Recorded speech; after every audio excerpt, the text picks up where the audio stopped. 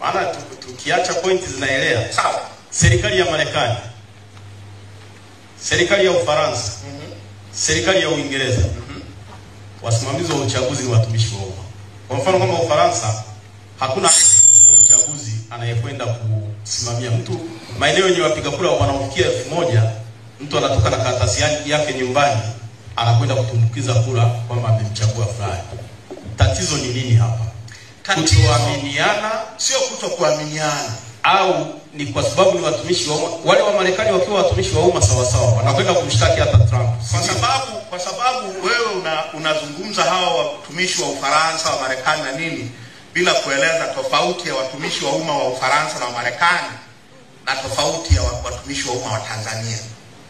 Watumishi wa umma wa Tanzania, kwa katiba ya Tanzania inasema aidha ni wateule wa rais moja kwa moja au wanafanya kazi kwa maagizo ya rais au wanafanya kazi kwa niaba yake, na vile vile rais ana mamlaka ya kuwafukuza kazi na amekuwa anawafukuza kazi.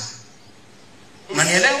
Tuweke kumbukumbu sana. Ndio hiyo nakwambia. Sheria ya utumishi wa umma namba 8 inamlinda sana mtumishi wa umma.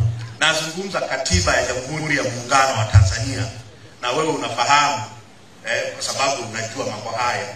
Unafahamu rais akitaka kufukuza mtumishi wa umma wa nchi hii, wala huwa haendi kwenye sheria ya utumishi wa umma, anamfukuza na unafukuzwa na utaenda kokote.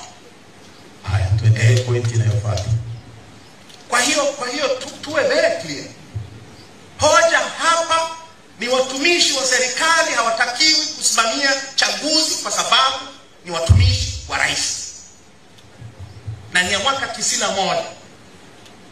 Sio ya Tundu Lissu. Hoja ya pili. Lakini kidogo. Maana tumesema tuzungumzie. Sawa.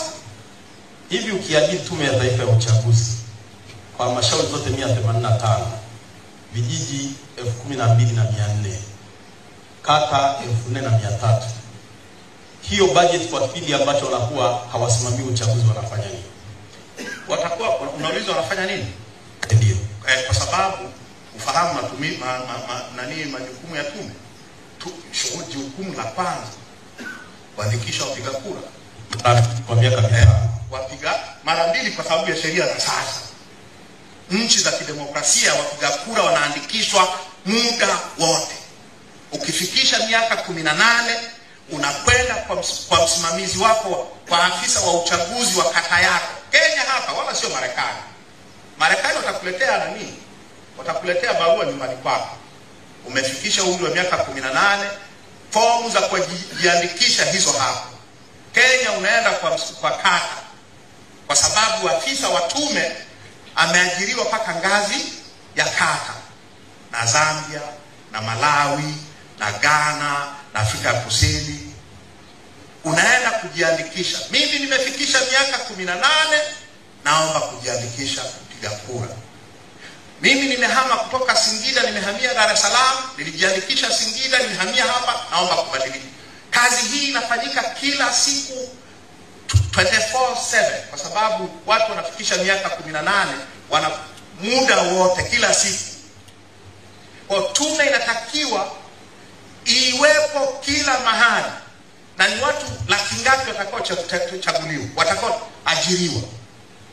Kata ziko roughly 4,000.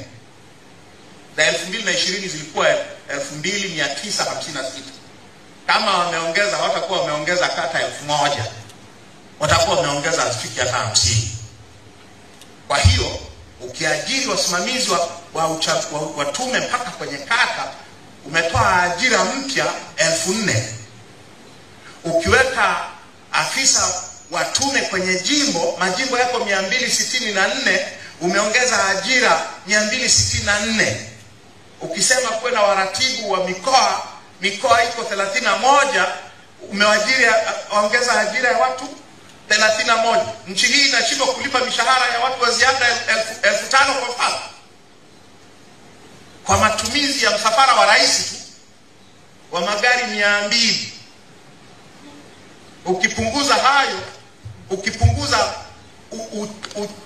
ufisadi unaoendelea serikalini kila siku, day in day out, utaweza kuajiri watu 5,000?